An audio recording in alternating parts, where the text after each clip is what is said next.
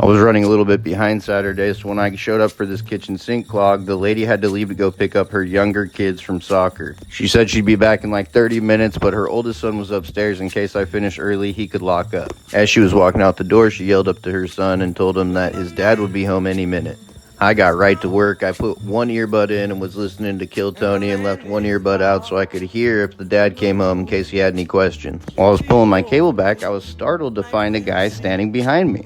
Assuming this was Dad, I showed him the grease on the cable and started explaining to him it was a grease blockage and we're probably going to eventually need to clean this line. He just stared at me for a minute with a blank, glazed over look in his eyes, and then he turned around and walked upstairs. I set my camera down so I could document the grease buildup and send my recommendation to his wife, cleaned up, and got out of there. About 30 minutes later, I got a phone call from the lady. She asked me when I was coming to pick my helper up. I said, I don't have a helper. She said, well, who was the guy that was just climbing out of my attic when I got home?